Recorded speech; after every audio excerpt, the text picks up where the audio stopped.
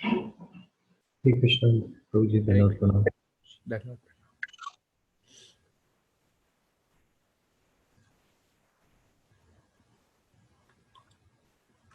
Arambala.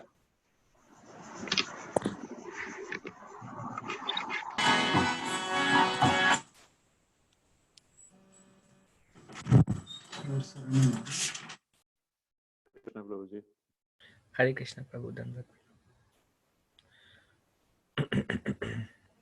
Hare Krishna Prabhuji, Dandavat Pranam. Dhanavad Pranam Mataji. Hare Krishna. Hare Krishna Prabhu. Hare Krishna. Which chapter we are on? Chapter 5? Yes, Prabhu. Chapter 5 till 5.11 we have learned on that day. Two birds. Okay. We began the three doers. Not yet, Prabhu. We have done the like we have seen that experiment of rat, and then Okay. we Yeah. have like 5.11. Yeah. Okay. Okay. Yeah. Understood. Thank you, Pravina Mataji. Om Agyantimirandasya Gyananjanashalakaya Chakshurunmilitam Yena Tasmai Shri Guruve Namaha. Shri Chaitanya Manobhishtam Sthapitam Yena Bhutale Swayam Rupa Kadamayam Dadati Swapadantikam. Vandeham Shri Guru Shri Yutabada Kamalam Shri Guru Vaishnavamscha Shri Rupam Sagrajatam Sahagana Raghunathanvidam Tam Sajivam Sadvaitam Savadhutam Parijana Sahitam Krishna Chaitanya Devam Shri Radha Krishna Padan Sahagana Lalita Shri Vishakhanvitam Sha.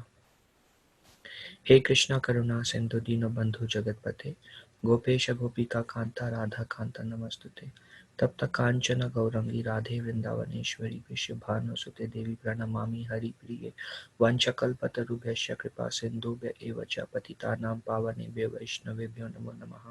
जय श्री कृष्ण चैतन्य प्रभु नित्यानंद श्री अद्वैत गदाधर श्रीवासादि गौर भक्तवृंद हरे कृष्ण कृष्ण कृष्ण हरे हरे हरे राम राम राम हरे हरे मुखम करोति वाचालं पंगुम लंगायते गिरिं यत्कृपा तमहं वन्दे श्री गुरुं दीनतारिणं परमानंद माधवं Shri Chaitanya ईश्वरम्।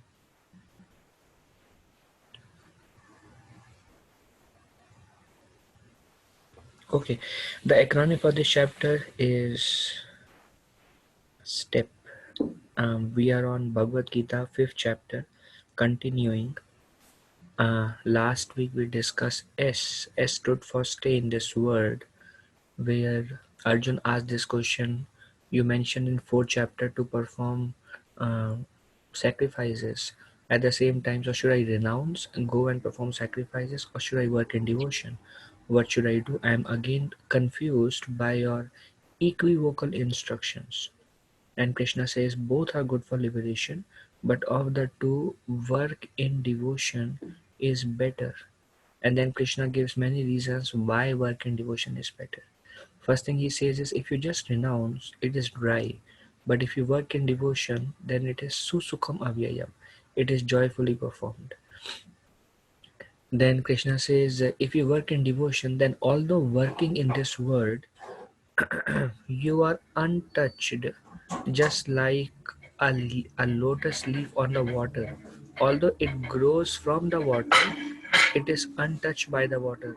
Likewise, you may be working like normal, but you're not accumulating any action. So it is much more stable to work in devotion. Whereas on the other hand, Krishna does mention in the 3rd chapter that those who renounce artificially, they meditate based on their attachments, and hence they are called pretender, and they get reactions also. So renunciation will not help work in devotion. And then further Krishna mentions, if you work in devotion, you develop all the good qualities, and that's why you become dear to everyone, and everyone else becomes dear to you. So many reasons Krishna mentioned why he preferred working in devotion over renunciation of work, encouraging Arjuna not to give up the fight, but to fight and fight for the pleasure of Krishna. Then we discussed A, B, C, D of Krishna consciousness. A for association, B for books, read together. C for chanting, uh, try to vibrate the names of the Lord um, on daily basis, chanting. And D for diet. Whatever you cook, please offer it to Krishna. Then all the sins from the food are removed, and just by eating food you're making progress. What can be a easier way to make progress? Just eat, but just before eating, just offer it to Krishna. So T stands for the three doers. Okay. uh, Devotees would like to volunteer. Maybe Pravina Mataji, we start with you.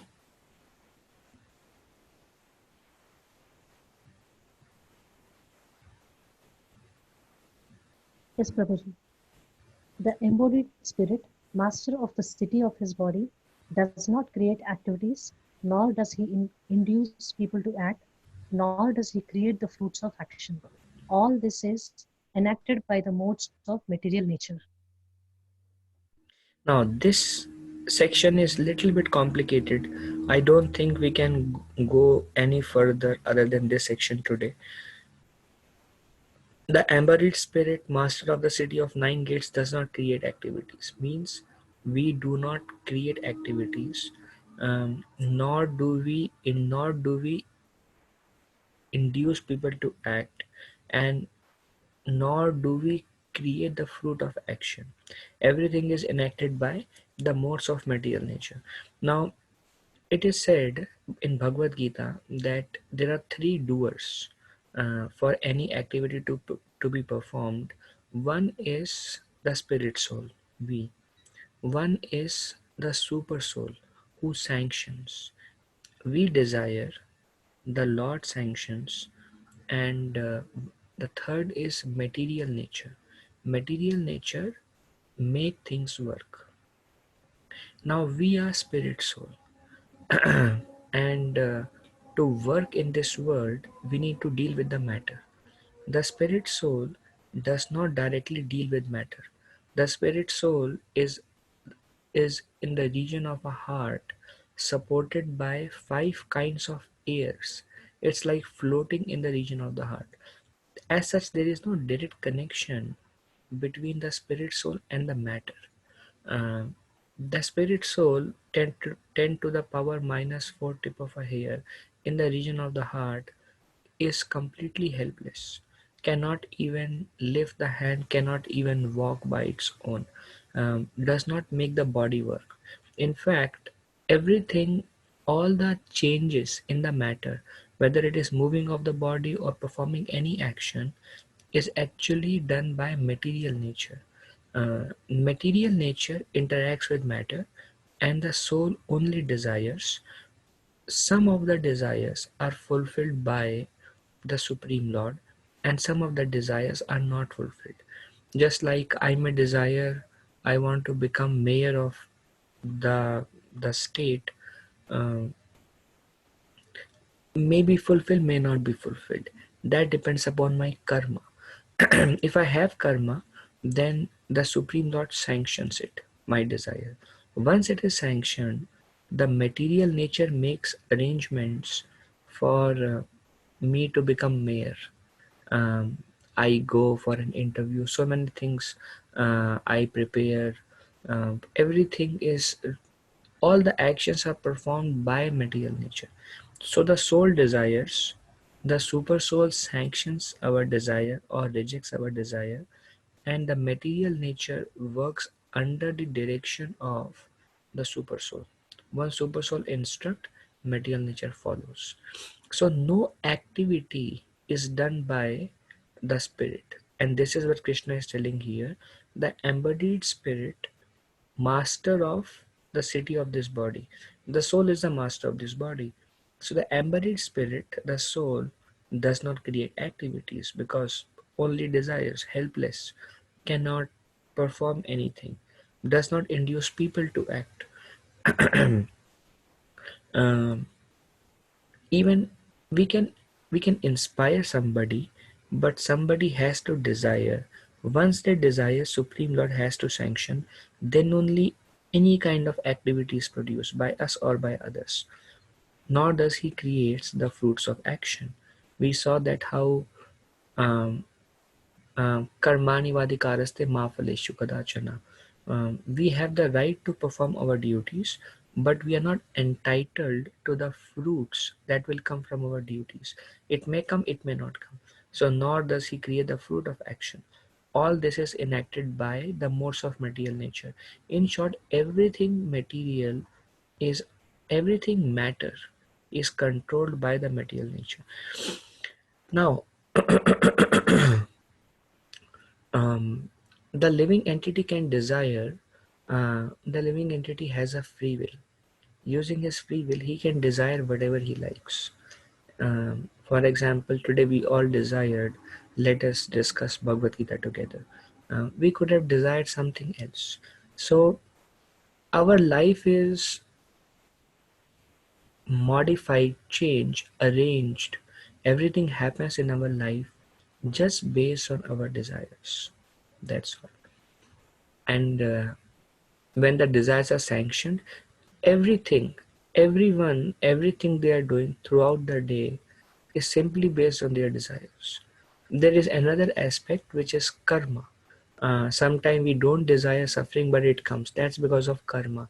But on the most part, whatever actions we are trying to perform from our sides is basically based on our desires. That desire, the living entity has a free will to desire, but in a conditioned state, when the person is under the influence of the material energy, he has almost no free will. Almost no free will. Only when a person start becoming a devotee of the Lord, his his his scope of free will increases. And when a person becomes a pure devotee of the Lord, he has maximum free will allowed to the spirit soul. Now, why in a conditioned state we have no free will? Because we are simply governed by our swabhav, our tendencies. Just like if we um,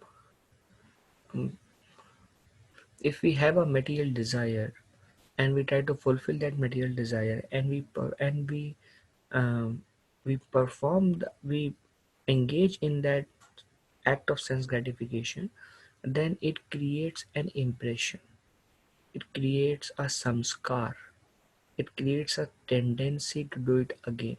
That becomes our swabhav, our natural tendency. So the moment we are given a scope of the sense gratification, immediately we try to engage in that act of sense gratification because the initial tendency is there. And every time we engage in a particular act of sense gratification, the tendency to do it again increases. So Srila Prabhupada said, whatever desires we have, that's because we have been feeding such desires since time immemorial, since many, many births. And now we are naturally um, inclined to fulfill those desires of sense gratification. That becomes our samskar. Uh, okay. If we are not the doer of our activities, then who is the doer of our activities? Ramanujacharya. It is only the tendencies that act. A tendency, swabhav, is subtle impression, vasanas, originating from our nature. Like I discussed. Our swabhav, tendency, samskar, based on whatever activities we have performed over a period of time, becomes a deep-rooted samskar. Supreme Lord declaring he is not responsible for the actions of living entity. Now, because we have a particular samskar, we have almost no free will. In a particular situation, we will act only in that particular manner. For example, anger. Some people have a tendency that at small things they become angry. And that's because in the past, uh, they were feeding that propensity to become angry at a small thing that doesn't go our way. And after feeding, we are in this particular situation. So although we may say I have a free will not to become angry, but that free will is very, very little, very minute. because the tendencies is very strong. But now if we want to reform mechanical way, devotional way, we will discuss on devotional way, but even mechanically, if we try to not act and use our very minute little independence and not become angry, then slowly our swabha will change, and we stop becoming angry in a longer run. So that's a mechanical way. Devotional way, even if we are becoming very angry and if it is very difficult, if we now let me come back to this after I cover 3 more slides, and that will help. In the meantime, does anyone has any question?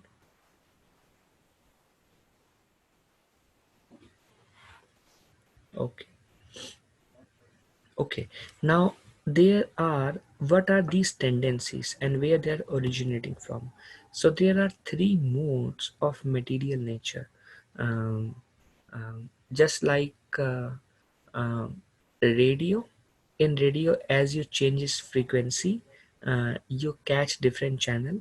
Likewise, there are 3 frequencies of material nature, or 3 modes of material nature. It is said, like the next verse number 14 says, Prakriti Kriya Guna Ahankara Vimudatma Kartaham iti Vannate. Okay, what it means is out of Ahankara Vimudatma, the foolish person, out of Ahankar, out of false ego, Kartaham iti Mannate. He thinks that he is a doer of the activities. Prakriti Kriya Manani, but actually it is performed by Prakriti. Prakriti is the mode of material nature. Krishna introduces this concept in the 5th chapter, but describes in great detail in the 14th chapter. Now, uh, one one example given is uh, a puppet show. A puppet seems like, you may have seen puppet shows where they are small dolls. They dance and they do some drama, but they are able to walk and perform any activity because of the strings attached, and a person behind the scene, he plays with the string. So although it may seem like the puppet show is very nice, but actually the puppet is able to run just because of the string attached. And as you see this image, it seems like the person is the doer, but you see there is a hand behind it which has 3 fingers. So the subtle meaning of this is a person is thinking, I am free to act, but he's controlled by the 3 modes of material nature. And let me discuss these modes first. Based on the particular mode acting on us, we desire in a certain way. It may seem like it is my desire. I want to do like this. I want to go there. I want to enjoy that. But we are only helplessly controlled by the particular mode acting on us. Like, here are some examples, and then we will consolidate and see if there are some questions. So, activity in mode of goodness. A person in mode of goodness or controlled by the mode of goodness, he wants to gain knowledge. He likes to perform austerities. He is very determined. His senses are very much controlled. He is very regulated in his lifestyle. Get up at the same time, take prasadam at the same time, every day chant at the same time. His life is sleep at the same time. His life is very regulated. He is relatively peaceful. He has lot of tolerance. It's difficult to make him angry. Mm, he likes nature, and because nature is considered mode of goodness, he likes to go and visit ocean, and other big water bodies, because they are also considered mode of goodness. So he likes all the activities that are in mode of goodness, and that person is controlled by mode of goodness. He may think, I want to go there, I want to do this, I don't want to become angry, I don't like that, I'm happy with whatever I'm getting. He may think like that, but actually it's a particular mode acting on him. Then there is something called mode of passion, which makes one very selfish and which makes one driven to enjoy his senses. So some of the desires are attraction between men and women, uh, intense longing for sense enjoyment, hard work to acquire material wealth. One lecture I heard, mode of passion means I want what I want and I want it now. Everything should happen my way, and um, anything he does, he sees what is my benefit in doing that. Very selfish, very selfish. um, uh, Longing for sense enjoyment and attraction between men and women. Then there is a mode of ignorance. Person mode of passion works very hard. Day and night, he keeps running, 2, 3 jobs, 12, 15 hours. That is all mode of passion. Then mode of ignorance impels one to be lazy, procrastinate, to delay, nescience, ignorance. Right looks wrong, and what is wrong looks right. He sleeps a lot. Madness, again, doesn't cannot distinguish between right and wrong. Intoxication, we see the person when he is drunk, he doesn't know what is right, what is wrong. um, and that is called madness, and that is called ignorance. Anger, when a person becomes angry, he does not again know what is right, what is wrong. So that is also mode of ignorance. Greed is to acquire more and more and never satisfied. That is mode of passion. So there are these three modes, and um, there are different modes acting on us at different time. Everything in this world is divided into three modes. Just like uh, the morning time, early morning time, Brahma Muhurat, which is 1.5 hour before the sunrise, is considered mode of goodness. That's why we say the best time to chant the names of the Lord is early morning, because it is mode of goodness. Your mind will be very peaceful, tolerant, and all the good qualities will manifest, because that's the nature of, like my mother used to say, anything remembered in the daytime, it's very easy to remember and very easy to focus. Why? Because passion will make you run here and there, and ignorance will make you not understand anything that you're trying to do. But goodness, everything will go inside deeply. So the day is mode of goodness, and we are impacted by the day. Then when afternoon comes, people work very hard, and that is impelled by mode of passion. When the night comes, all the sinful activities, sinful desires, they arise in the heart during the night time, because night time is mode of ignorance.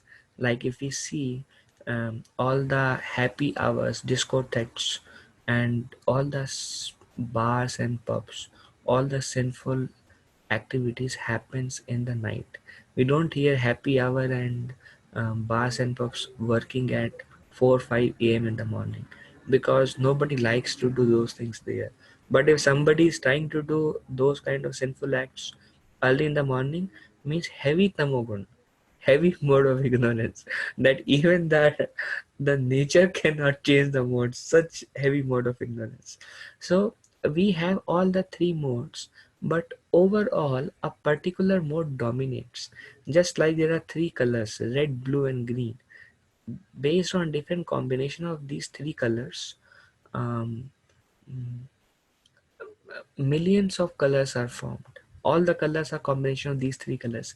We see television, it says 255 million colors, but they are all formed based on the three main colors. Likewise, there are We are made up of different percentage of, some people are 40% sattva, 20% um, 40% goodness, 20% ignorance, and 40% passion. Some may be 80% ignorance, 10%. Some may be different, some may be different. And that's why uh, we have different desires at different point of time.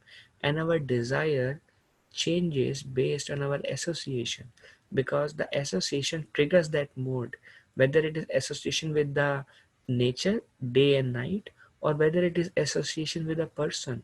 When a person becomes in mode of ignorance, comes in mode of ignorance, he becomes very angry. And when we associate with that person, our ignorance increases. And immediately seeing another person angry, we may also have a tendency to become angry. So the particular mode varies up and down based on our association and interaction. 14th chapter discuss in lot more detail, and we will give different examples, live examples of different people in different modes, some case studies to help us have a deeper understanding. Okay, any reflection questions so far? Prabhuji, can you show the slide just before this? I missed it. Yes, Prabhuji. Thank you. Yeah. Were we able to follow? Did we understand whatever we discussed? Yes, Prabhuji. Okay. Okay. Okay, someone can read these. Can I read, Prabhuji? Yeah. Therefore, the embedded soul, by his immemorial desire to avoid Krishna consciousness, causes his own bewilderment. Perfection of pure devotional service is attained when all attention is diverted towards the transcendental loving service of the Lord. To cut off the tie of all other affections does not mean complete negation of the finer elements, like affection for someone else. This is not possible. A living being, whoever he may be, must have this feeling of affection for others because this is a symptom of life. The symptoms of life, such as desire, anger, hankering, feelings of attraction, etc., cannot be annihilated. Only the objects has to be changed. Desire cannot be negated, but in devotional service, the desire is changed only for the service of the Lord in place of desire for sense gratification. The so-called affection for family, society, country, etc. consists of different phases of sense gratification. When this desire is changed for the satisfaction of the Lord, it is called devotional service. Thank you. Some important lines. By the immemorial desire to avoid Krishna consciousness, the soul causes his own bewilderment. So when we desire to avoid Krishna, when like somebody says, please chant, please read Bhagavad Gita, and sometime we may not want to do so. So when we desire to avoid Krishna consciousness, one causes his own bewilderment. He becomes bewildered. He becomes bewildered by the illusory energy of the Lord. And simply the three modes act on that person. Perfection of pure devotional service is attained when all attention is diverted towards Krishna.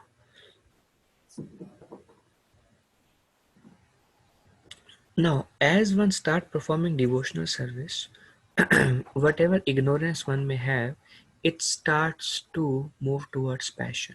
Whatever passion one may have, it starts to move towards goodness. And whatever goodness one may have, then one starts to transcend the three modes of material nature. And that's how, just by performing devotional service, one is able to give up all these lower nature, laziness, procrastination, different kind of attachment, different desire and longing for sense gratification. Naturally, by performing devotional service, one can overcome over a period of time. Okay, three doers. To complete any activity, three parties are involved. Individual soul desires, the Supreme Soul, Krishna sanctions, and material nature facilitates or makes all the things happen. If someone can say, if uh, if all the activities are done by material nature, then I'm not responsible. Someone may say, I can kill, but it's not me who killed. I just desired, but it's actually Krishna sanctioned. So, although Krishna sanctioned, Krishna is not responsible for the karmic reaction, for the suffering or happiness that may come because of his sanctioning. Now, it is true that everything is sanctioned by the Supreme Lord based on karma, both good and bad.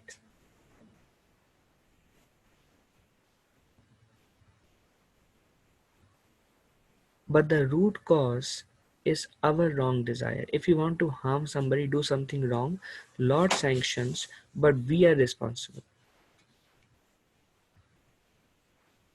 Okay, this is spiritual world, living entity, part and parcel of Krishna, and they are very happy serving the Supreme Lord. But when the living entity misuses the free will, he takes 8.4 million species of life. He goes in different bodies, and in every species, he when he misuses his free will, um, he is covered by the illusory energy. The Lord allows him to fulfill those desires, and that creates a cycle of birth and death. So when a living entity comes in this material world, he desires whatever he wants to attain. The Lord sanctions those desires, um, and some desires are unfulfilled. Based on the desire at the time of death, the living entity is awarded another body where he can fulfill that particular desire. He becomes happy by fulfilling those desires. He suffers because of all the wrong things that he is doing in the course of fulfilling those desires, and he creates new desires. Some are fulfilled, some are not fulfilled. Any unfulfilled desires, he take a birth conducive to fulfill those desires. So based on anyone desiring for sense enjoyment, based on his desire, he keeps on changing bodies. But when one correctly uses his free will and desires to attain Krishna, desire to understand Bhagavad Gita and practice devotional service, then that becomes his currency to escape the cycle of birth and death, and rejoin in the spiritual world in his original position. Okay, here's a video.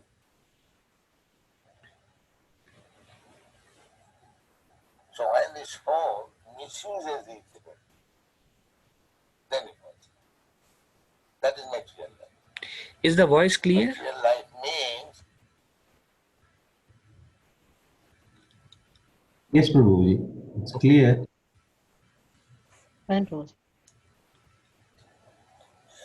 misusing the independence of soul.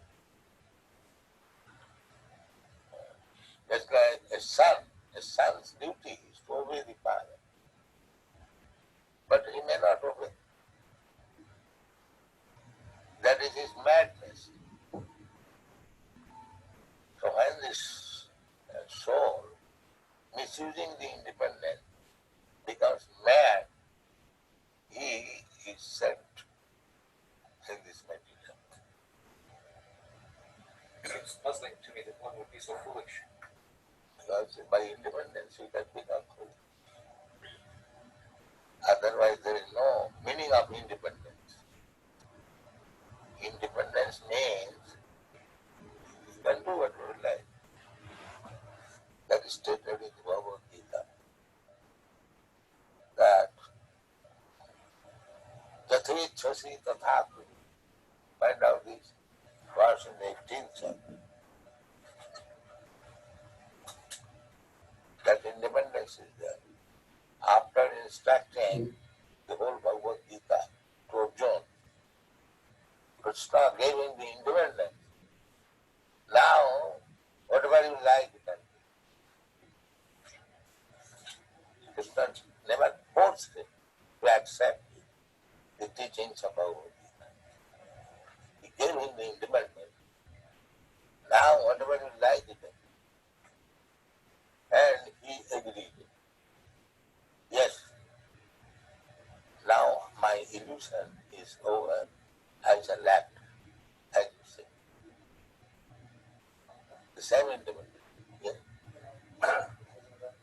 18th chapter. Thus I have explained to you the most sense. Yeah.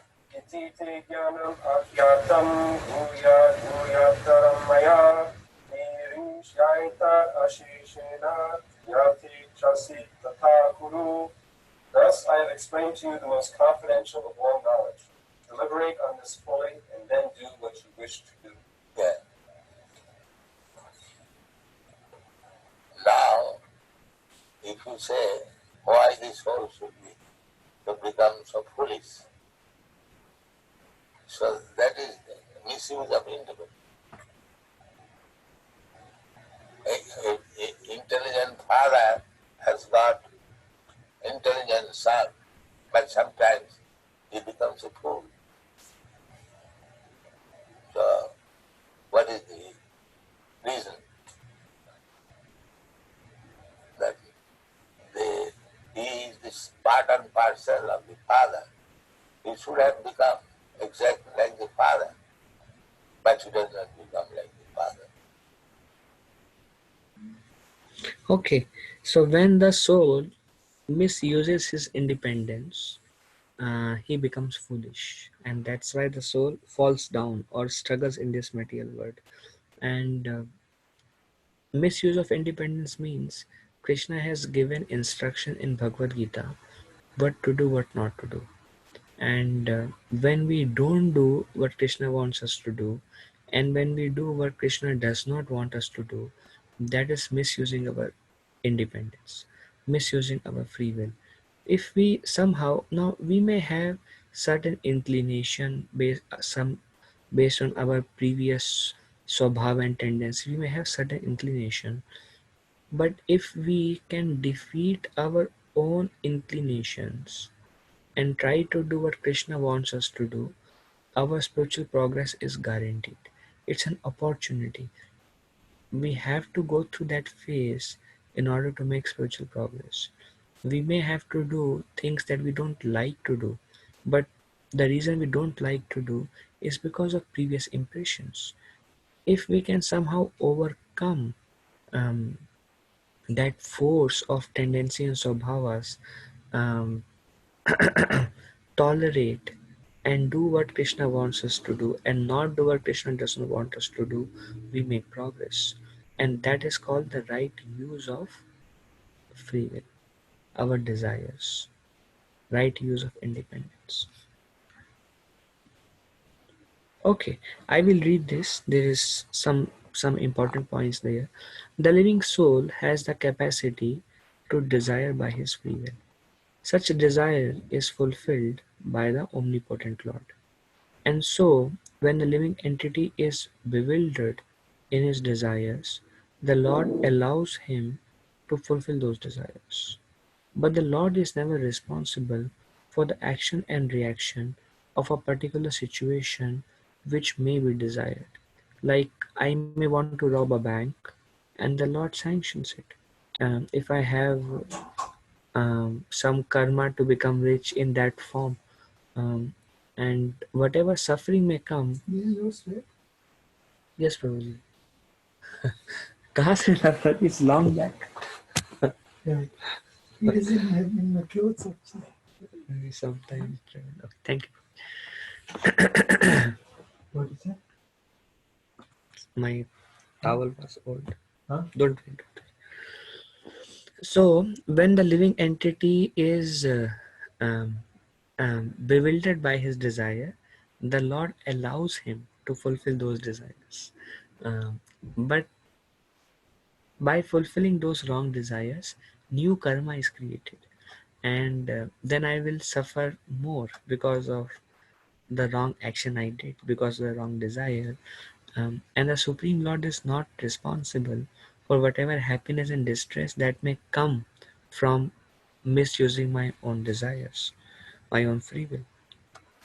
Desire is a subtle form of conditioning for the living entity. Like we discussed, our desire is kind of, we are conditioned to desire, to think, to want things in a certain way based on our modes, our previous inclinations or bhavas. The Lord fulfill his desire as he deserves. Man proposes and God disposes. The individual is not therefore omnipotent in fulfilling his desires, and we know not every desire of ours is fulfilled. The Lord, however, can fulfill all desires, and the long Lord, being neutral to everyone, does not interfere with the desires of the minute independent living entities. Who is responsible for our fall down or for our degradation? We ourselves. We are responsible. And the Lord does not interfere with our free will. However, when one desires Krishna, the Lord takes special care and encourages one to desire in such a way that one can attain to him and be eternally happy. If you desire Krishna, Krishna will help you.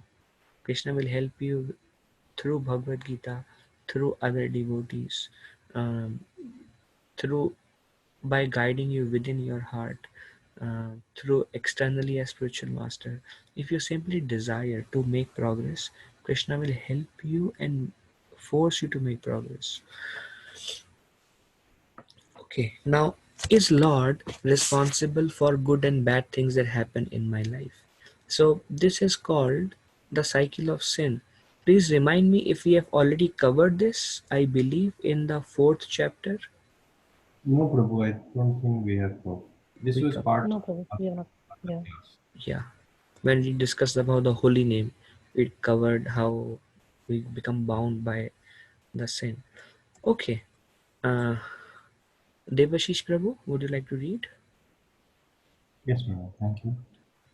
Nor does the Supreme Lord assume anyone's sinful or pious activities. Embodied beings, however, are bewildered because of the ignorance which covers their real knowledge. So we are bewildered in our desire because of ignorance. What is that ignorance? I want to rob a bank, or I want to engage in these kind of sense gratification.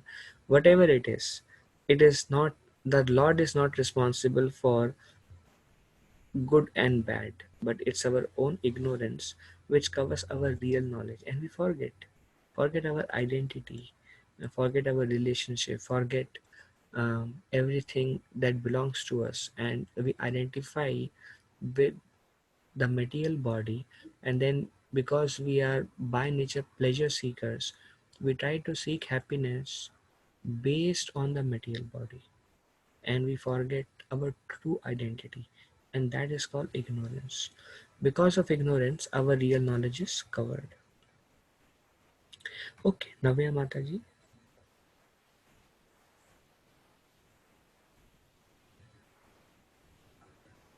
Shridhar Prabhu, any one of you? Yeah, Prabhuji, I'll read. When, however, one is enlightened with the knowledge by which nescience is destroyed, then his knowledge reveals everything, as the sun lights up everything in the daytime.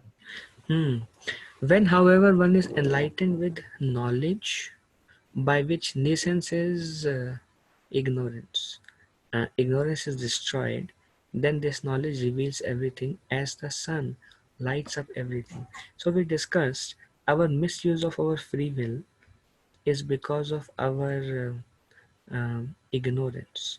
Ignorance can be removed by knowledge. Just like sunlight um, removes all darkness. Likewise, when we come to knowledge, it removes all ignorance from our heart. Now, how do we come to knowledge?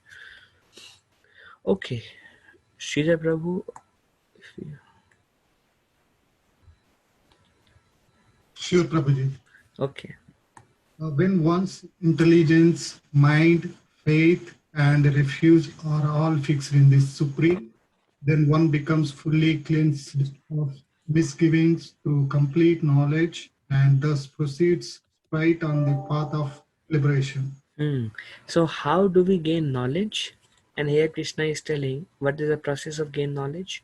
Krishna is not telling by reading one can gain knowledge, but Krishna is telling when one's mind, intelligence, faith, refuge are all fixed in Supreme, means when we render devotional service, when we remember the Lord, when we use his intelligence to make spiritual progress, when he put faith and refuge is shelter, when he takes shelter of the Lord, then one becomes fully cleansed of misgiving through complete knowledge.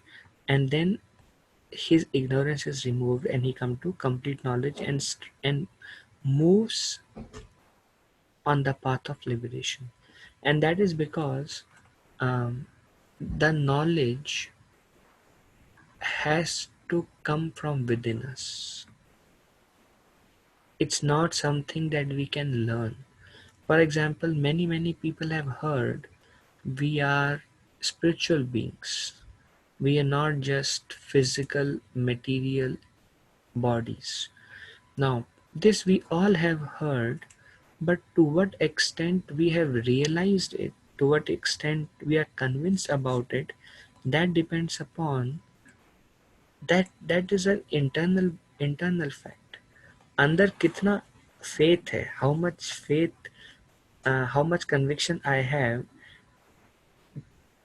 that is real knowledge, not just what all I know.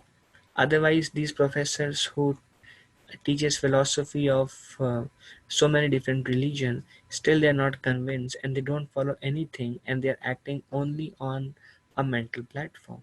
So that's why that Divya Gyan Hriday Prakashito, that the transcendental knowledge is revealed from our heart.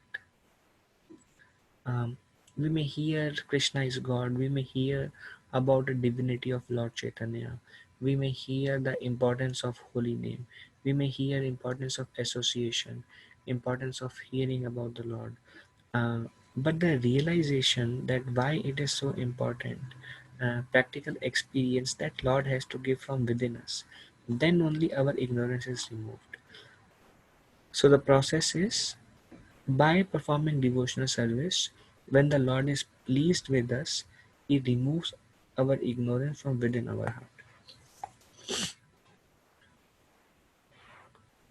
Okay.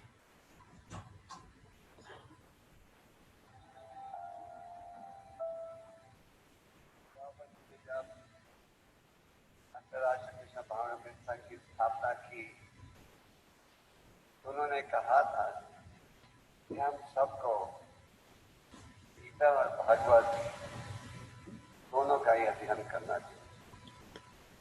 सुबह के समय इसलिए ISKCON के केंद्रों में भागवत का अध्ययन किया जाता है। Is the voice clear? और शाम के समय Yes, Prabhuji. इन दोनों का पढ़ना बहुत ही आवश्यक है। आप श्रीमद् भागवतम में देखते हो, जब परम भगवान श्री कृष्ण प्रकट हो गए थे, तो उनके सनातन साथी अर्जुन जो थे शोक में थे, और अर्जुन ने उन घटनाओं का स्मरण आरंभ किया जो कि भौतिक दृष्टि से असंभव थी, उनके मित्र के सहयोग से वो सफलता प्राप्त कर सके। इसके पश्चात अर्जुन ने भगवान के भगवत गीता के श्लोकों का स्मरण आरंभ किया, और जब अर्जुन ने भगवान के भगवत गीता के श्लोकों का स्मरण आरंभ किया, उन्हें ऐसे लगा परम भगवान श्री कृष्ण स्वयं वहां उपस्थित है। तो जो उनकी उदासी थी, शोक था, क्योंकि भगवान अप्रकट हो गए थे, वो सब दूर हो गया। उन्होंने ऐसे लगा परम भगवान श्री कृष्ण उनके साथ है। आप सबकी इच्छा है कि आपको ऐसे लगे कि भगवान आपके साथ है। तो इस श्लोक के, इस कथा के तात्पर्य में प्रभुपाद जी कहते हैं कि जिस प्रकार अर्जुन ने भगवान की गीता के संदेश का स्मरण किया, उसी प्रकार हम सबको सदा निरंतर भगवान के गीता के संदेश का स्मरण करना चाहिए। तो अगर आप सदा गीता के संदेश का स्मरण करोगे तो आपको ये भौतिक शोक से बचोगे, भौतिक आकर्षण से बचोगे। तो आपको ऐसे लगेगा कि परम भगवान जो है सदा आपके साथ। तो ये रहना चाहिए हम सबका प्रयास। आप चैतन्य चरितमृत में भी एक बड़ी प्रसिद्ध कथा पढ़ते हो, चलो आपने पहले भी सुनी होगी, कि चैतन्य महाप्रभु जब दक्षिण भारत की यहाँ चल रहे थे तो रास्ते में रुके श्रीरंगम के मंदिर में। वहां एक अनपढ़ ब्राह्मण था जो रोज एक ही स्थान में बैठ के पूरे 18 अध्यायों का उच्चारण करता था। ये ब्राह्मण था अनपढ़, पर उसके गुरु ने आदेश दिया था कि रोज बैठकर गीता के 18 अध्यायों का अध्ययन करो। तो वो नियमित रूप से गुरु के आदेश का पालन कर रहा था, पर क्योंकि वो अनपढ़ था, कई श्लोकों का उच्चारण वो ठीक कर रहा था, कई श्लोकों का अर्थ वो समझ आता था, कईयों का अर्थ नहीं समझ पाता था। और कई लोग उसके पास खड़े होकर उस पर हंसते थे। क्यों हंसते थे? क्योंकि गांव के लोगों को पता था ये ब्राह्मण अनपढ़ है। वो कहते थे अरे ये तो दिखावा कर रहा है, तो वो उच्चारण भी ठीक नहीं कर सकता। पर जब भी वो पीछे नहीं हटा, रोज पढ़ते गया। और जब वो गीता के श्लोक का उच्चारण करता था तो साथ में शुद्ध भक्ति के लक्षण भी प्रकट हो रहे थे। नेत्रों से आंसू बहना इत्यादि। और चैतन्य महाप्रभु जी रोज उसे देखते थे इस स्थान पर गीता का उच्चारण करते हुए। और महाप्रभु जी स्वयं भगवान थे, वो पहचान सके ये तो शुद्ध भक्ति के लक्षण प्रकट कर रहा है। तो महाप्रभु जी उनके पास गए तो पूछने लगे कि गीता में क्या है तो तुम पढ़ते हो और ऐसे लगता है कि आप शुद्ध भक्ति के लक्ष्य प्रकट कर रहे हो। तो उस ब्राह्मण ने अपनी पूरी कथा सुनाई, किस प्रकार गुरु के आदेश का वो पालन कर रहा है, रोज गीता को पढ़ता है।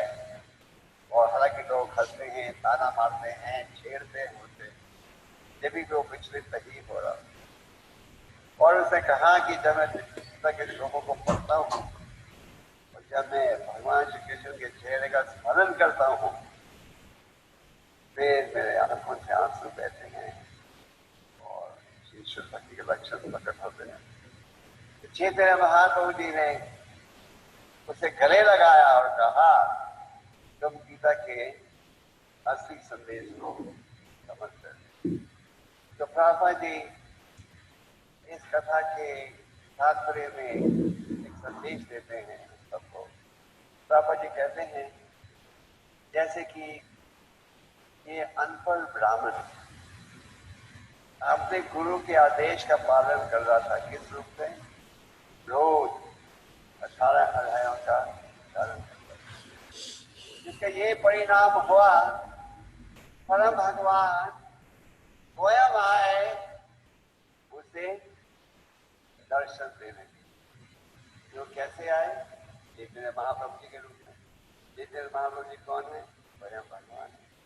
क्योंकि वो रोज ही नियम पालन कर रहा था, तो महाप्रभु जी खुद आए। चैतन्य महाप्रभु जी की शिक्षा में और भगवत गीता की शिक्षा में कोई अंतर नहीं। चैतन्य महाप्रभु जी खुद आए, कोई ब्राह्मण को दर्शन ही नहीं दिया, गले भी लगाया।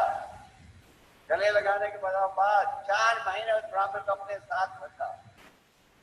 4 महीने के लिए चैतन्य महाप्रभु जी ने रोज उसे और गहराई के साथ का संदेश समझाया। क्या सौभाग्य है ना। और ये ब्राह्मण की क्या तालीम थी? ये रोज नियमित रूप से वो गीता का अध्ययन कर रहा था।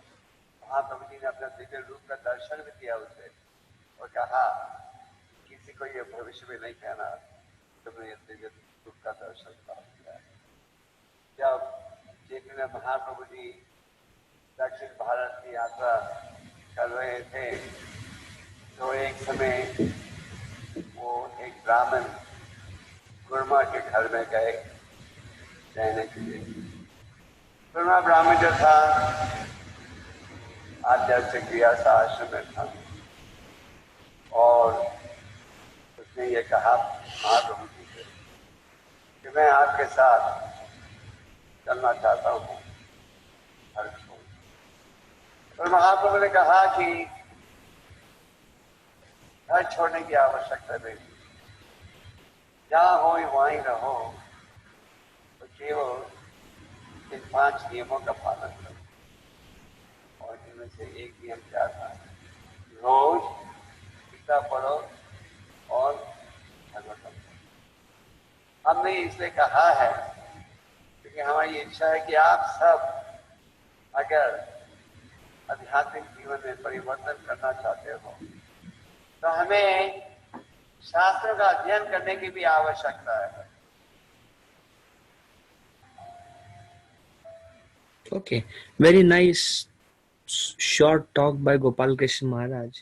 He gave an example of a Brahman who was in South India, and he received an instruction from a spiritual master to daily read Bhagavad Gita, but he was illiterate. He would read, sometimes he would read rightly, sometimes wrongly, something he would understand, something he would not understand, and all the all the people in the village would laugh at him because he would not be able to recite it properly, and everybody said he is only trying to show off. But as he would read, tears would flow from his eyes, and he would exhibit the symptoms of pure devotion. So when Sri Chaitanya Mahaprabhu went to South India tour, when he went to Sri Rangam, he saw this Brahmana, and Mahaprabhu would watch. Now it was a rainy season, Chaturmas, the 4 months of rainy season. In the Vedic culture, during these 4 months, the sannyasis do not travel. So Mahaprabhu stayed in Sri Rangam during the 4 month of rainy season. And for a few days, Mahaprabhu noticed every day he is reading Bhagavad Gita and he is having tears in his eyes and exhibiting pure devotion. Then Mahaprabhu went to him and he asked him, "Why are you crying?" And he said, "My spiritual master asked me to read Bhagavad Gita. I'm an illiterate. I don't know anything. I'm just trying to follow an instruction of my spiritual master." Then Mahaprabhu asked him, "But why are you crying?" Then he said, "I am crying because when I remember that Krishna, who is the Supreme Personality of Godhead, has agreed to become a driver, a chariot driver of Arjuna, and Arjuna is one of the billions and billions of living entities, one of them part and parcel of Krishna. Still, the Lord has agreed to become his servant. Just by remembering that sight, tears are coming from my eyes." And Chaitanya Mahaprabhu said, "You have actually understood the entire Bhagavad Gita. You know the essence of entire Bhagavad Gita. This is knowledge. This knowledge comes by following instruction of spiritual master, and when the Lord reveal from within us to us. That is real knowledge. And there is another example of Kurma Brahman. When Mahaprabhu went to South India, he went to a place, a village called Kurma, and there was a Brahmana living there. He was called Kurma Brahmana, and when he saw Mahaprabhu, he felt great ecstatic love for Mahaprabhu, and he said, I don't want to stay in my Grahastha ashram. I want to come and travel with you, and I just want to be with you. I won't be able to be a separation from you. Mahaprabhu said, stay in your home, stay in your ashram. No need to change anything, but perform this 5 principles which we discussed last week. Associate, read Bhagavad Gita and Srimad Bhagavatam, chant the names of the Lord, and offer prasad to Krishna and perform different kinds of services. E for engage in seva. So do these 5, and one of them was read Bhagavad Gita. And then Mahaprabhu said, if you do that and always chant the names of the Lord, then you will never forget me. In fact, I will always be with you. So importance of deeply trying to read and understand Bhagavad Gita, and through devotional service trying to understand that. Okay, so I'm done with this, maybe past 20 25 minutes.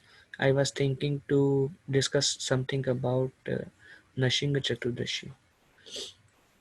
Now, Prabhuji, I have a question. Can I okay, ask before that or after? yeah, you can ask now, Mataji.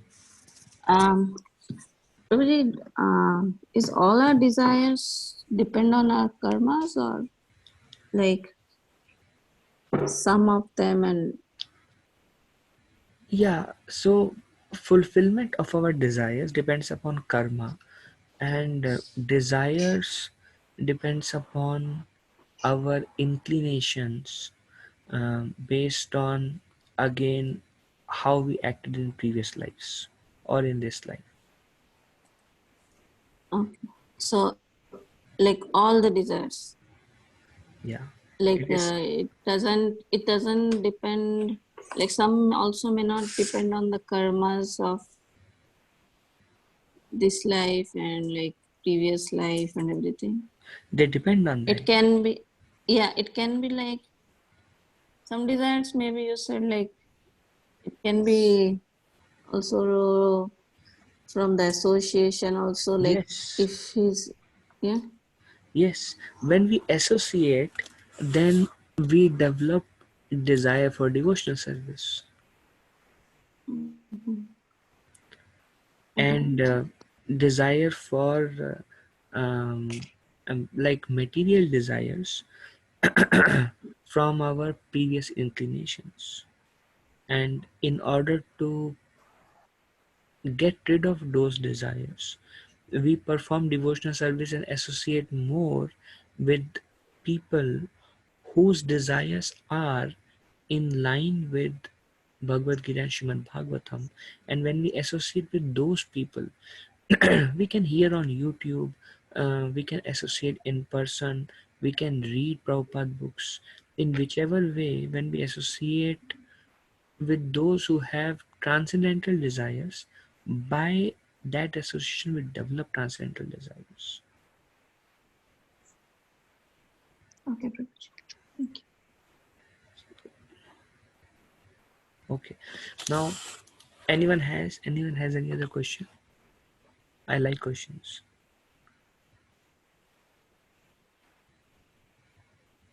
Okay.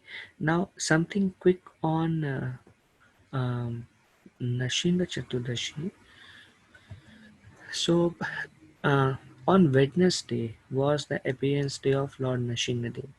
Um, so there was, um, since the time is less, I will cut the story short, um, and share some of the aspects. In the Vaikuntha Loka, Lord Vishnu has two servants who are two doorkeepers. Their name is Jai and Vijay. If you go to, especially in South Indian temple, I have seen in the images, once you enter the temple, there are two soldiers standing at the gate. They are Jai and Vijay. And at one point of time, they were cursed to take a demoniac form, to become demons for 3 lifetimes, and then they will again go back and join the eternal service of Lord Vishnu um, as a gatekeeper.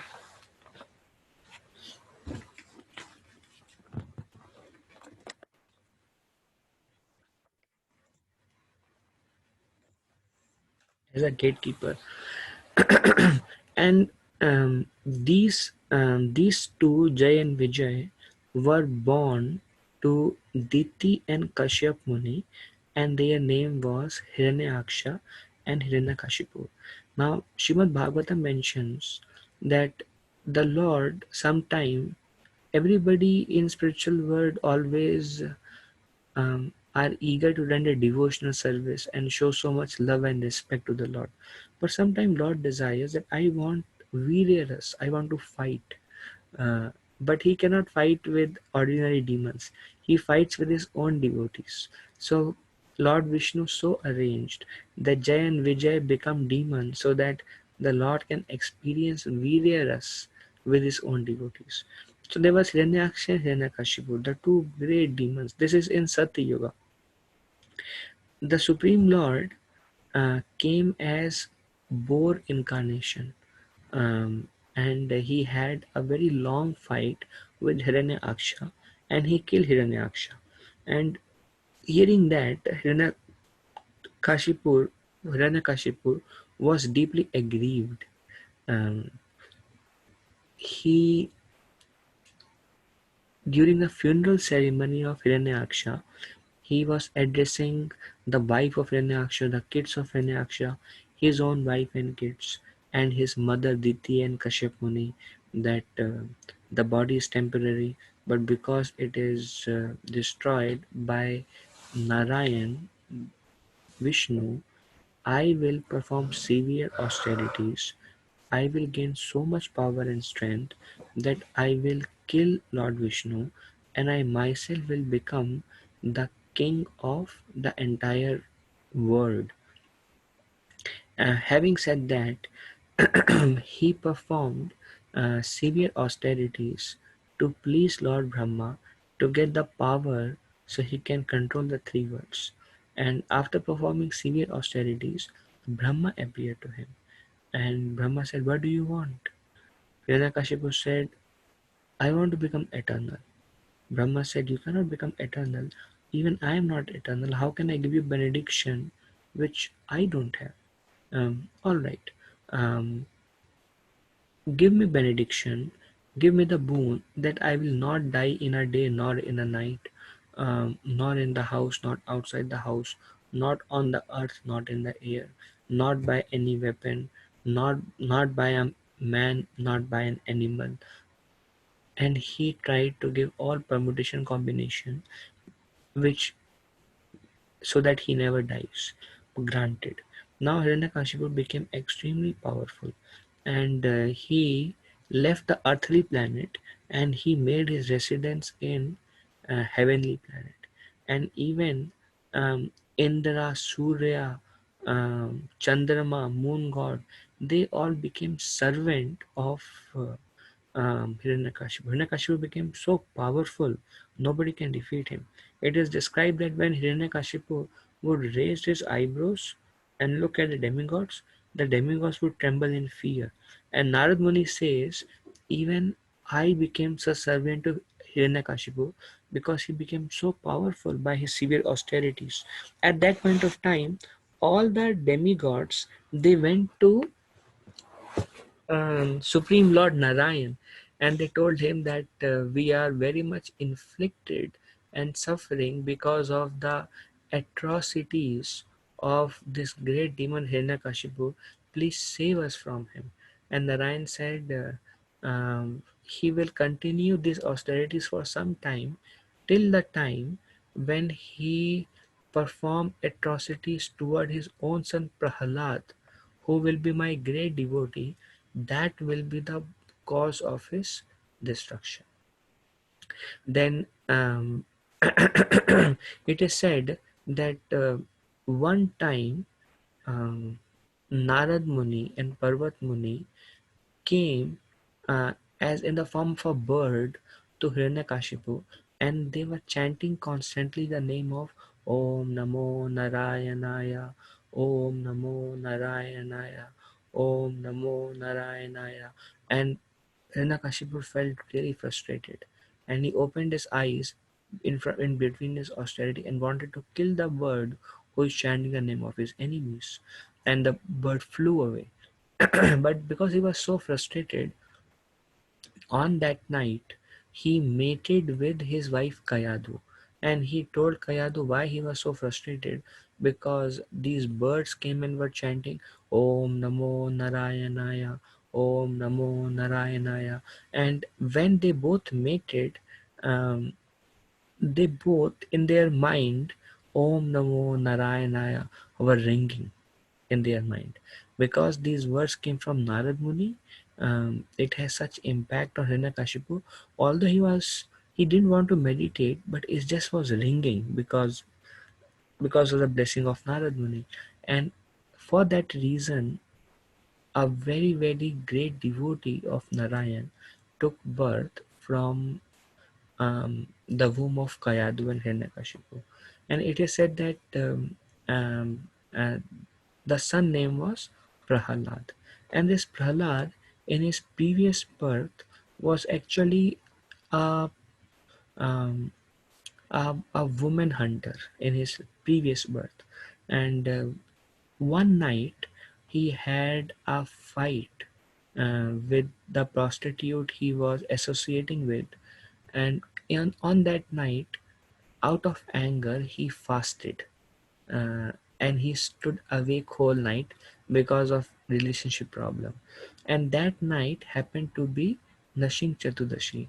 So just because he fasted on on the day of Nashing Chatudashi, he developed Agyat Sukriti.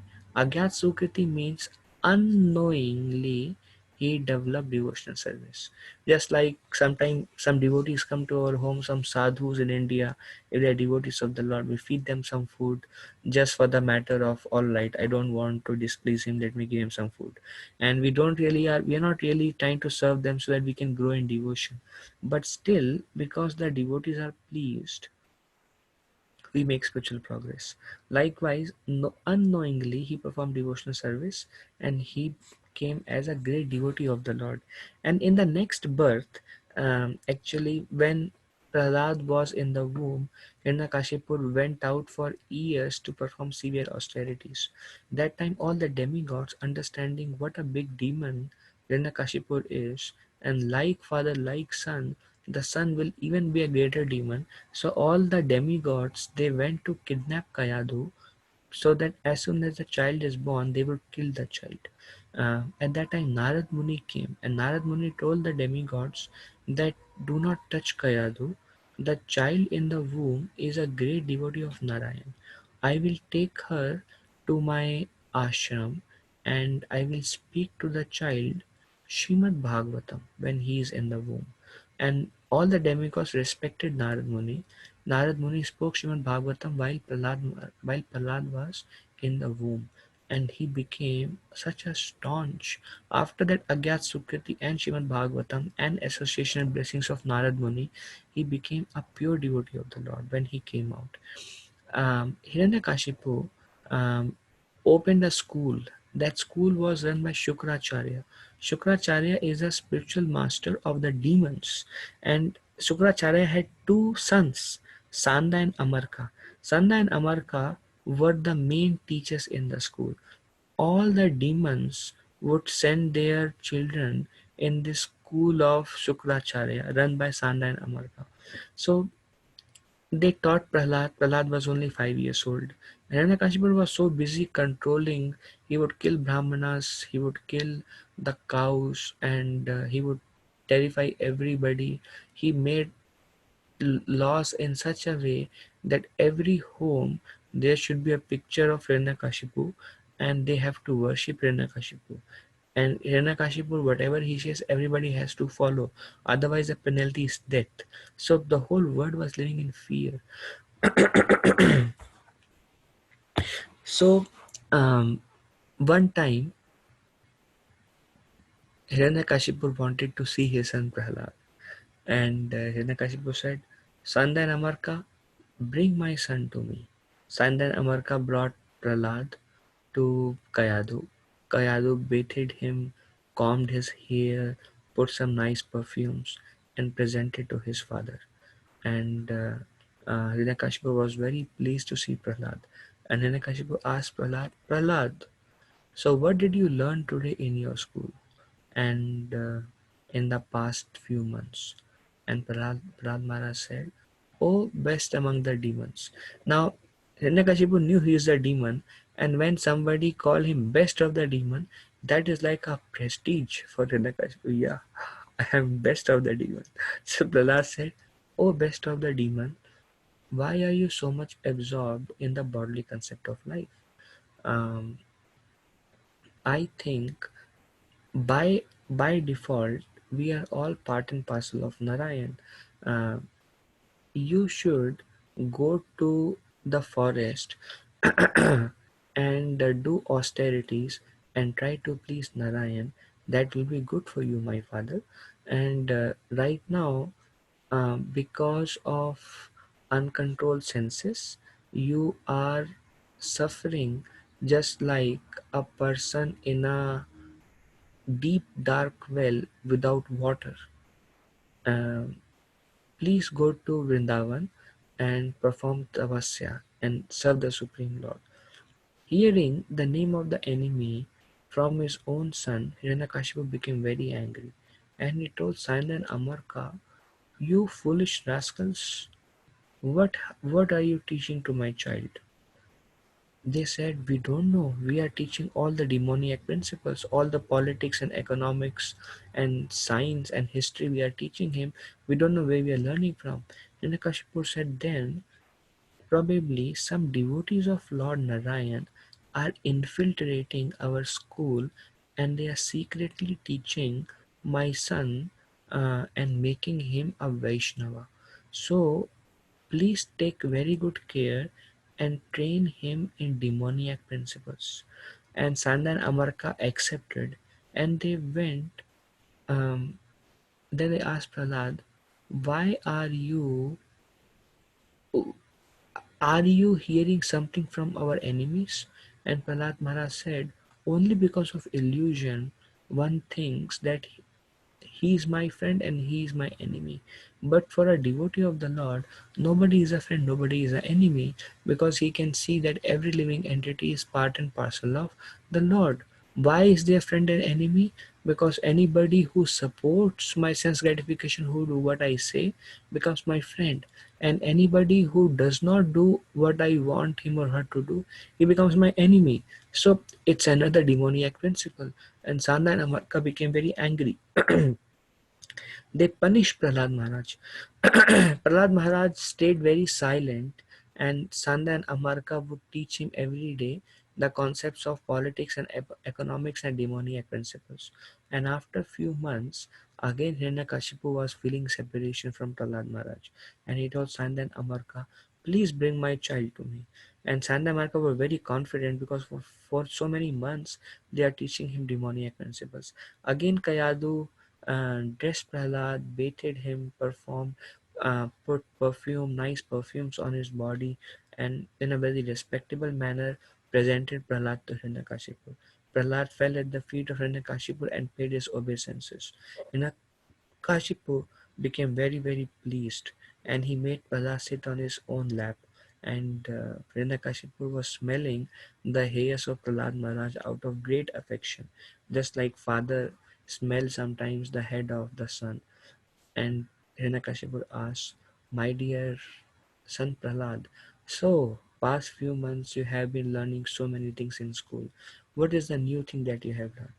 And Prahlad Maharaj said, Shravanam, Kirtanam, Vishnu Smaranam, Pad Sevanam, Archanam, Vandanam, Dasyam, Sakyam, Atmanivedanam.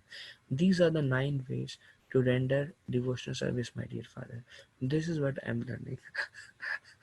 Hiranyakashipu became very angry and with red eyes he saw Sanda and Amarka as if he would burn Sanda and Amarka What are you teaching to my son? Sandar Avarka said, my lord, we don't know where he's learning from. We thought he is now perfect in politics and economics and demoniac science. We don't know where he's learning from. Then Hiranyakashipu asked Prahlad, where are you learning from? Are you learning it from your own effort or is somebody teaching it to you? And Prahlad Maharaj said, Materna Krishna Parato Sato Va Mitho Vipadyeta Grihavitanam Adanta Gobe Vishatam Tamishram Puna Punacharvita Charvananam. My dear father, because of your uncontrolled senses, you are trying to enjoy what you have already enjoyed. Puna Puna Charvita Charvananam. You have enjoyed and you are miserable. And then like chewing the chew, Charvita Charvananam. So you take a bubble gum, you chew, and there is no taste, too. And then you again take and you chew, and then there is no taste, and then too, and then you have nothing else to do. Then you try to chew the bubble gum again, and there is no taste, and then you throw it off. So this is called chewing what has already been chewed. So my dear father, you have already engaged in sense gratification. You are miserable.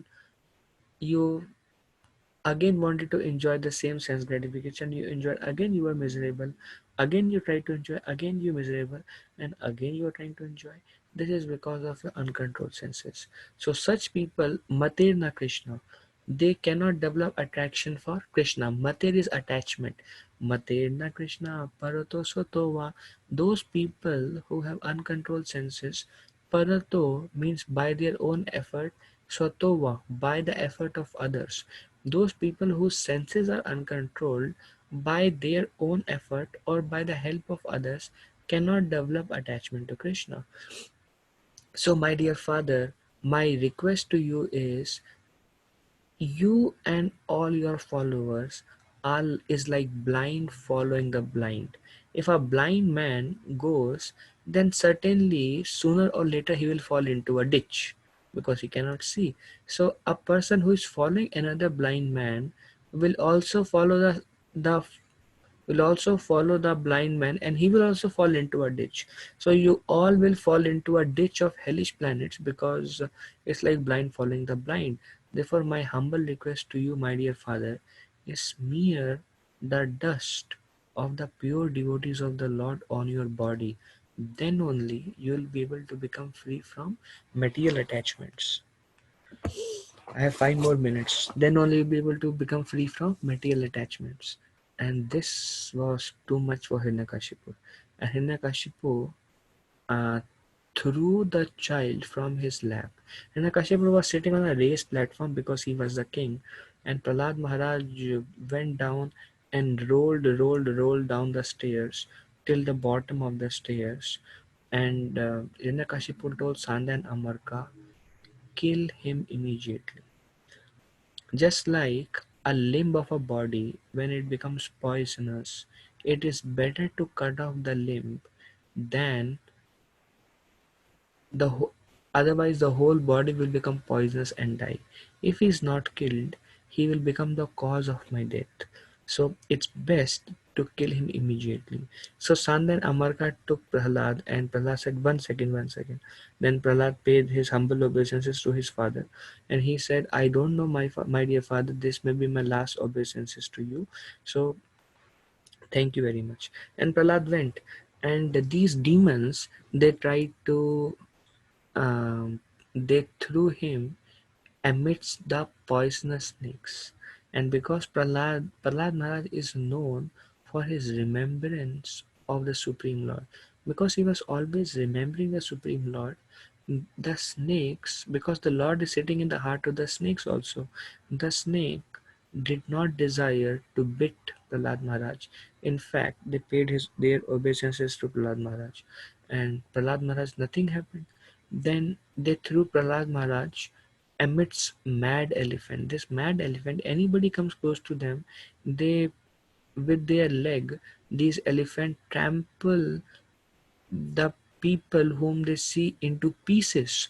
But when they saw Prahlad Maharaj, he was putting his leg onto Prahlad Maharaj and the leg stopped. and then he took his leg back, the elephant, and he also paid obeisance to Prahlad Maharaj. Then they threw Prahlad Maharaj in the fire, and Prahlad Maharaj came out without being burnt. For that reason, we celebrate Holika Dahan. It's another story. Then they threw Prahlad Maharaj from the cliff, and Prahlad Maharaj fell like a cotton. Because Prahlad Maharaj was always remembering the Supreme Lord, Krishna says in Bhagavad Gita to Arjuna, Kaunteya prati janahi name bhakta pranashyati. Declare it boldly, Arjuna, that my devotee never perishes, and I give my devotee all protection who is fully surrendered to me. Many, many stories are like that. And Prahlad Maharaj was one because of his uttermost faith. It is said that Prahlad Maharaj didn't even once pray, My Lord, protect me. He didn't even say that. Prahlad Maharaj was just, My dear Lord, I am surrendered to you. Whatever pleases you, I am ready to go through that. And the Lord is purchased by such a consciousness, and he was giving Prahlad all protection. And when Hiranyakashipu saw that after trying everything possible, he is not trying to kill Prahlad Maharaj, Hiranyakashipu became depressed because he wanted to control and he could not. And Hiranyakashipu was thinking, my child may become the cause of my death. At that time, Sanda and Amarka came, and Sanda and Amarka said, My dear Lord, please do not be depressed. He's just a 5-year-old child.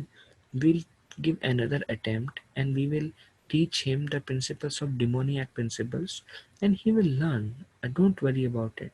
It gave some confidence to Hiranyakashipu, and Sandan Amarka again took Prahlad back to the school. But now Prahlad Maharaj started uh, preaching to all the schoolmates, and he started telling that human life is meant for self-realization. We are part and parcel of the Supreme Lord Narayan, and um, he spoke a lot about sex life. Sex life is like an itch, and demonias are attracted to so many different principles, and they are simply wasting the time which is actually meant to worshiping the Supreme Lord. The goal of life is to develop.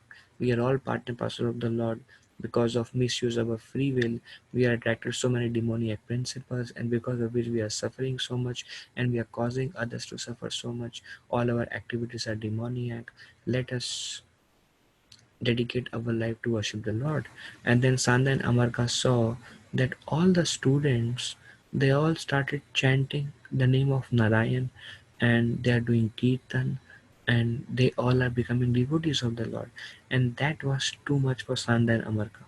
And Sanda and Amarka thought, if we do not report to Hiranyakashipu right now, the whole school will become as great devotees as Prahlad Maharaj, and because the Lord is giving them protection, we will not be able to kill anyone. It will be the destruction of our entire demoniac dynasty. It's 11. Please give me 3-4 minutes so I finish this pastime. Then they again presented Prahlad Maharaj to Hiranyakashipu, and they said, it's out of control. We cannot kill him, we cannot harm him. On the other hand, everybody in the school is chanting Hare Krishna. They all have their bead bags. When we go with Mardang and Kartal, they are glorifying the name of the Lord, and things are out of our control. And Hiranyakashipu became very upset. Hiranyakashipu said, what do you think of yourself, you bloody rascal? Uh, I did so much tapasya for thousands of years, and that's how I got so much power. But you are 5 year old, you did not do anything. Still, I am not able to kill you. I tried everything, but you seems like invincible, indefeatable, and you didn't do anything. Where are you getting so much power from? How are you like this? How is it possible? Who is doing this to you? And Prahlad Maharaj said, My dear demon, father, whatever power I have is coming from the same source where you got your power from. Brahma is also servant of Narayan. You have got your power from there. And every time Hiranyakashipu, because he was so envious of Narayan, when a person is envious, the moment he hears the glorification of the person he is envious of, his heart boils, his heart burns with boils, and every time he biggest enemy of Hiranyakashipu was Narayan. Every time he would hear glorification of Vishnu, it will burn and pain his heart like anything. And Hiranyakashipu said, "Today, because you are such a demon rascal, today I will send you to the loka of Yamaraj. Today I will personally kill you. Let me see who saves you. And along with you, I will kill your Narayan also. I am thinking to kill him for a long time. Today is the day. Where is Narayan?" Prahlad Maharaj said, "He's everywhere.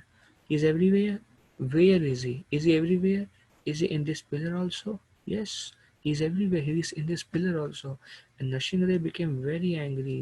Sorry, Hiranyakashipu became very angry, and he struck the pillar with his fist, and the pillar broke down. And from the pillar, there is this voice started coming.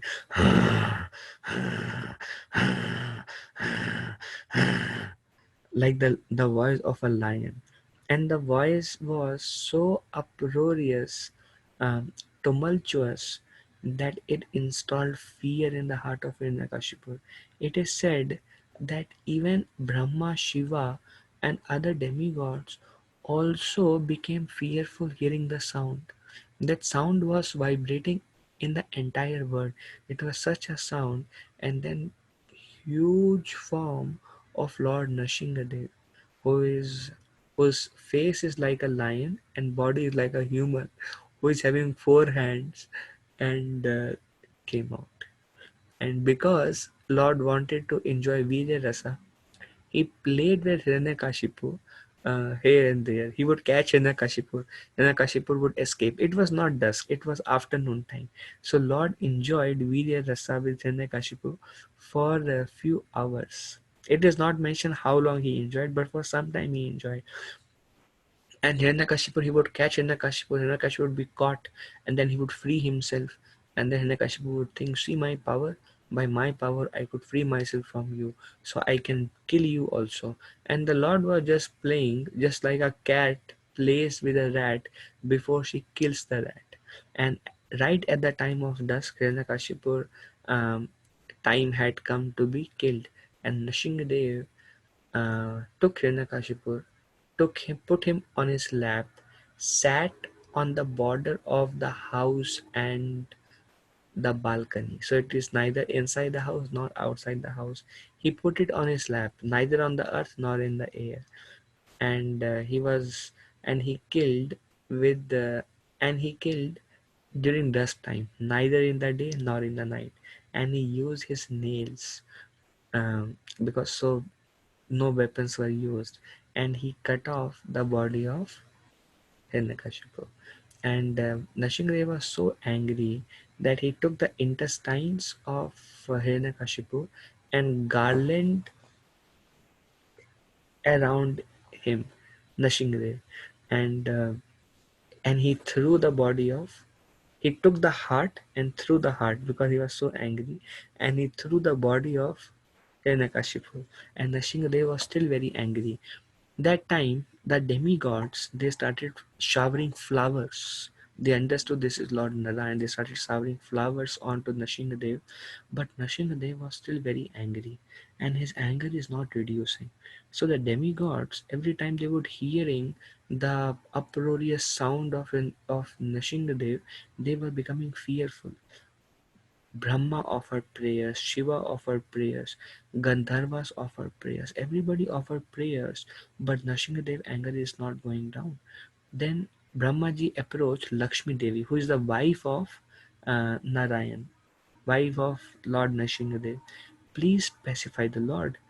And Lakshmi Devi said, "I am afraid to approach him in this form. I have never seen such angry form." "What is that anger because of?" "Because my devotee was put into trouble." Lord Nrsimhadev was angry. "How can somebody put my devotee into such a trouble? I will destroy the whole world because my devotee was put into trouble." And Brahmaji then approached Prahlad Maharaj and he said, Prahlad, see, the Lord has come because of you. Now you only have to go and pacify Nrsimhadev. And Prahlad Maharaj went fearlessly, just like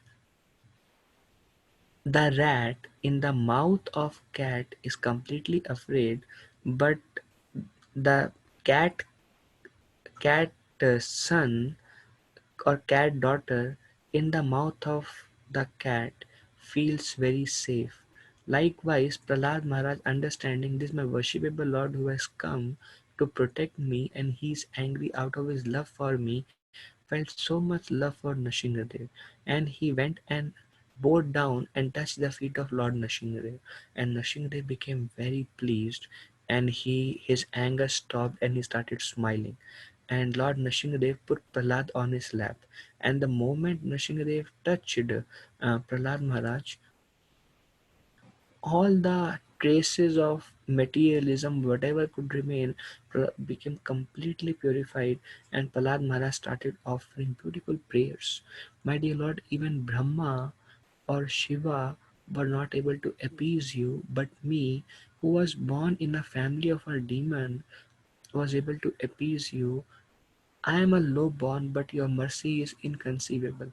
So I don't know why I received so much mercy, which is not even received by Lakshmi Devi herself. Because Lakshmi was also afraid. Lord was not pacified by Lakshmi Devi also. Um, and then Nrsimhadev said, I am very pleased with your devotion, Prahlad Maharaj. Only by devotional service can I be attained. Please ask for a benediction. Prahlad Maharaj said, my lord, I am not doing any business with you. I don't want anything from you. I just want to render devotional service unto you birth after birth. Nrsimhadev was very pleased and he said, ask something else. And Prahlad Maharaj said, um, my father, um, I loved him, although he was a great demon. But please forgive his offenses and please show him your mercy. And Nrsimhadev said, Prahlad, not only your father, but 21 generation before and after have been delivered by me just because of you. Because you are my devotee, all these generations are delivered.